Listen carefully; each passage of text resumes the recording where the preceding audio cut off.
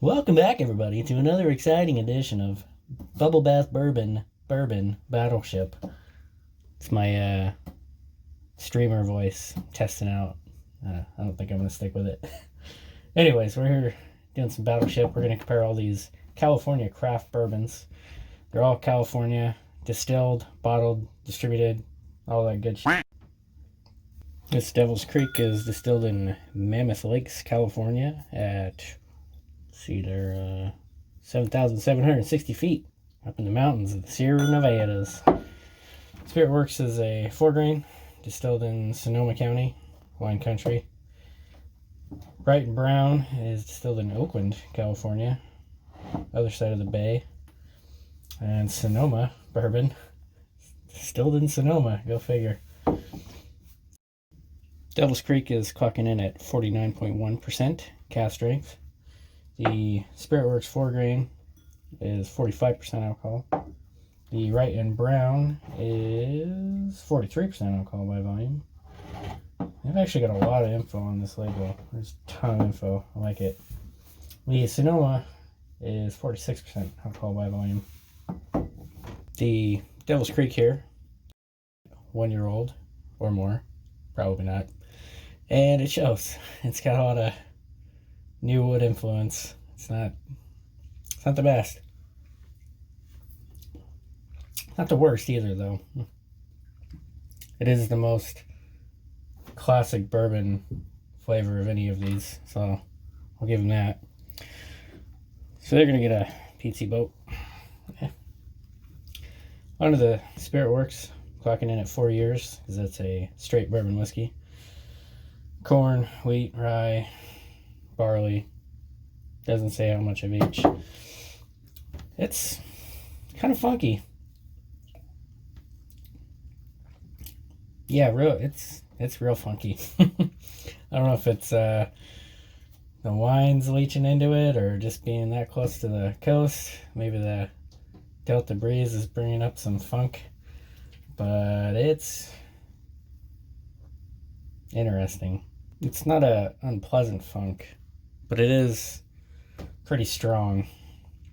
So I'm gonna get another PT bow here. Ugh, get in there.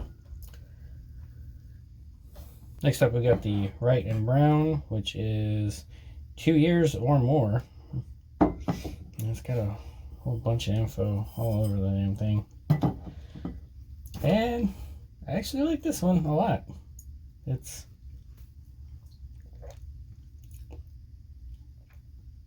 really clean. It's a really good bourbon for only being 2 years old. I don't know what they're doing with the cuts or what kind of copper pot stills they're using, but it's putting out some good product.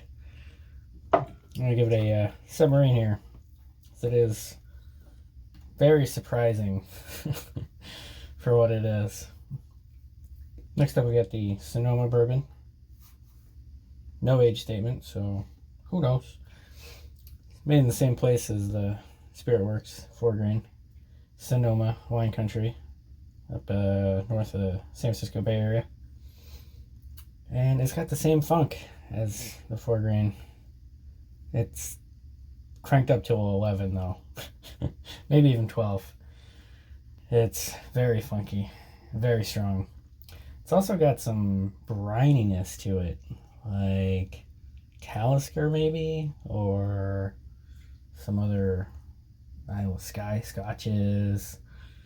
It's almost savory, not quite. Maybe it's more MSG than brine. I don't know.